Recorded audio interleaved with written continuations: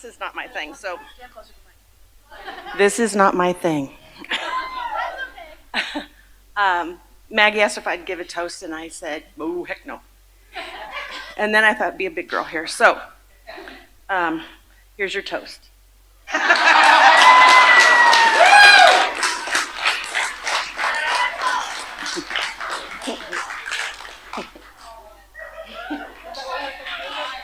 If you want to, there's nothing on it. It was made yesterday, so.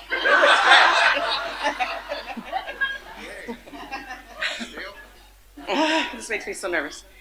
I didn't know really what to say. I didn't know what to say, so I just have a few things. So bear with me if I start bawling. I'll take. All right. When our girls were born, oh, here I go. You want to hold my hand? Yes. Okay.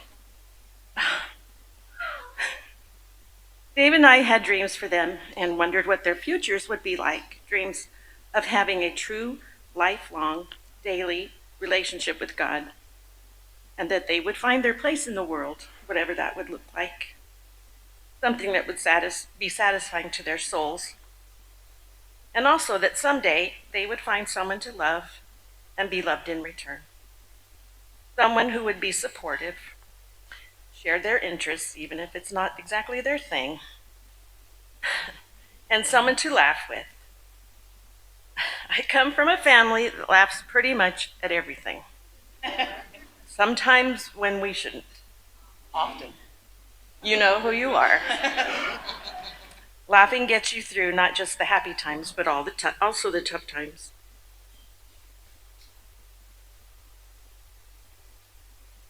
I see how much Maggie and Steve make each other laugh. I see a happy, contented look on Maggie's face these last 4 years. I see how much Steve loves Maggie, calling her my love. And everybody says, "Oh."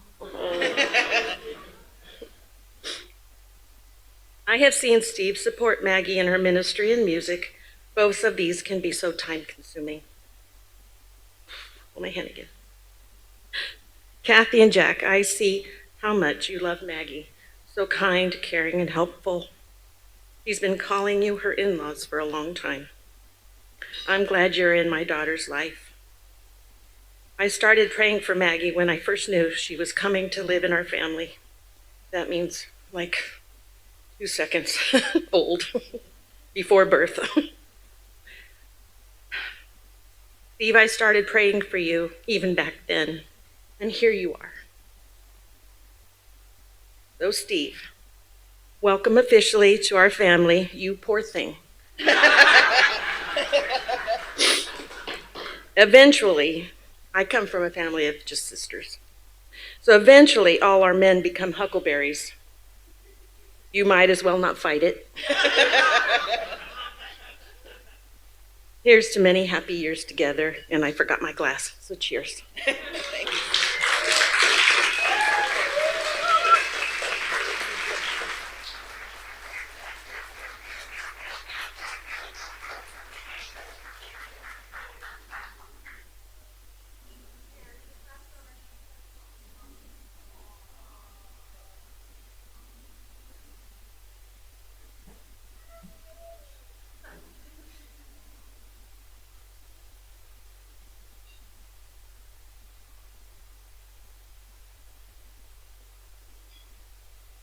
Well, I prayed too. I prayed I wouldn't have to follow her. I was touched by the homily. Homily? Yeah.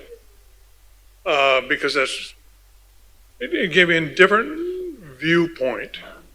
Water into wine and miracles, okay? Maggie taught me Aramaic and Greek, and I went back to the original Bible verse. Not true. Jesus did not convert water into wine, he converted it into beer. Turns out it's much easier to do that. However, it was a miracle. And these two getting together and loving God is a wonderful miracle. Thank you, God. A toast to God. Thank you. And to them.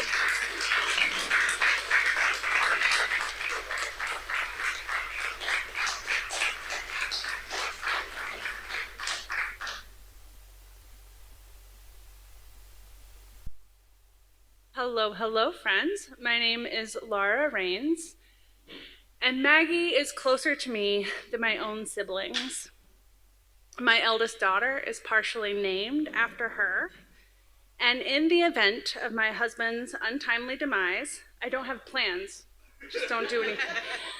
I have already told Maggie that I will be moving here to be closer to her. In the event of your untimely demise. We are not wishing this. I also do not have plans. I met Maggie in fall of 2012 as we started seminary at Boston University School of Theology. And one of my earliest memories of Maggie was being in a discussion group with her and several other students. When another student decreed, "There is only one way to read this text," Maggie shot back directly and politely with a line about him lacking imagination. And I immediately decided that I wanted to be friends with that woman. And it has been one of the best decisions of my life thus far. And so in late spring of 2015, we were preparing for life after seminary. None of us knew exactly in any way what was next. And that stress, on top of finishing classes, was heavy. And at that time, I had gotten into watching TV that I found really uninteresting in order to fall asleep. You know, just turn your brain off, right? Well, that night, I fell asleep watching a TV show about the zombie apocalypse. And my exhausted grad school brain, well, it took the events of that show and shaped them into a Boston-based zombie-themed dream. Imagine zombies wearing tattered Red Sox jerseys or black pea coats while exiting the Green Line. And in that dream, our friend Johnny, Nico, and myself had to fight our way out of a grocery store, which was surrounded by the undead. Johnny had a chainsaw, Nico had a baseball bat, and I somehow had a gun despite never touching one in my life. It was an anxious scene, and once we escaped the grocery store, we had to make our way a couple of miles through Boston on bike to deliver groceries to Maggie, who had soup waiting for us. So a couple of nights later, at a pub, I tell Maggie about this dream with the rest of our friends. And Maggie said, "Why was I the one making soup?" Fair question. And then her second question was, should we have a meetup spot in case of a zombie apocalypse? And this is how it was decided that in the highly unlikely case of a zombie apocalypse, we would be meeting in Billings, Montana. I now have to tell you that my spouse is telling me that I need to tell you to come up with your own zombie apocalypse plan. Billings, Montana is taken. So years later, we met Steve over Zoom, and I had already heard about several lovely dates. And we end up talking to Steve about our zombie apocalypse plan, and he looked at Maggie and said, "Sure, I'm in." And his eyes sparkled, and I could not tell you how much my heart just like tingled, heart sparkles everywhere, to see how absolutely smitten he was. And to know that he was exactly our variety of human. So Steve, I am grateful to officially and ceremonially be adding you to our adoptive family. May each of your days be filled with curious, compassionate love, enough childish giggles to put a bus of middle schoolers to shame. And may you always know how much I absolutely love you so much.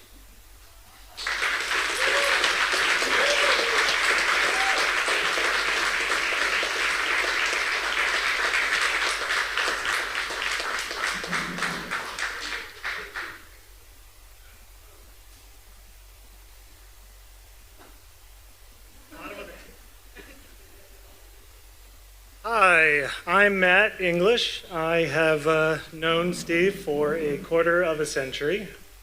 And I rounded up, it's 23 years, but I thought, it's more dramatic and it feels better. And I actually wrote this like 6 different times. I did like 6 different versions because it felt like trying to summarize like an anthology of friendship and just brotherhood. And so what I did was, I was like, let me take some of the more fun stories and how we met, and we'll just see how that goes. I'm gonna wing it. I got some bullet points with it, but So I remember the first time we met. It was in Babcock, and you said, hey, you can have some pizza on my deacon card if you come in here. And I was like, oh man, awesome, let's do that. And you're like, but first we got to get my 27-inch TV from downstairs. Now, I know nowadays we hear that and we're like, oh, 27-inch TV, that's like 5 pounds or something. Like, no, this thing was like 15 inches on the back and it was like 150 pounds. So we lugged that up there and sat down and had pizza and I think watched a movie, and it was love at first sight, I guess you could say. We've been lovely friends ever since. I remembered the first time we went to Subway on the weekend, and we go inside and we're freshmen, pretty timid, and we walk up and Steve says to the lady, I'd like to get a 6-inch meatball sub. And she goes, baby, it's the weekend. You're not getting a 6-inch, you're getting a foot long. And he did. Yeah, I mean, you got to do what she says. She knows what she's talking about. She's a sandwich artist, and that's what they do. This next story involves something that happened for which we don't actually know who the culprit was. But an alarm was placed in Steve's backpack before he went to class one day. And it did go off in class quite loudly. And I believe you took quite a while to actually get it out of your backpack. And that alarm, I let it you had to leave. You had to leave, right?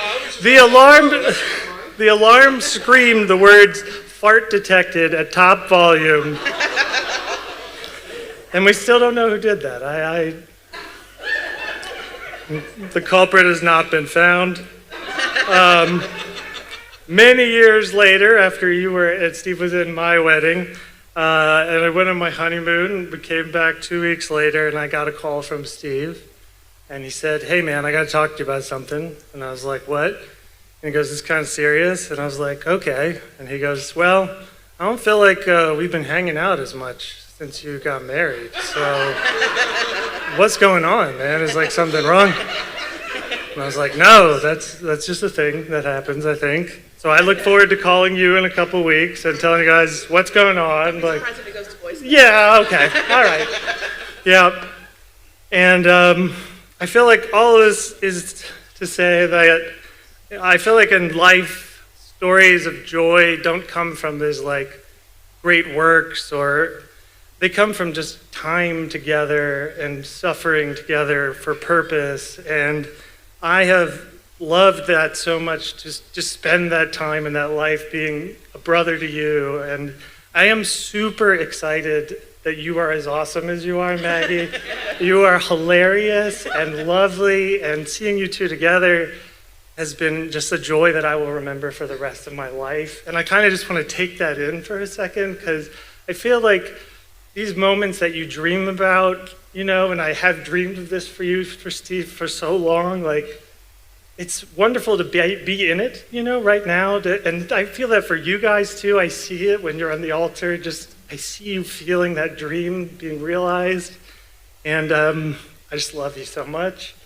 Let's raise a glass to these guys and their joy. And I pray that I don't know. I lost track of my point. I love you guys.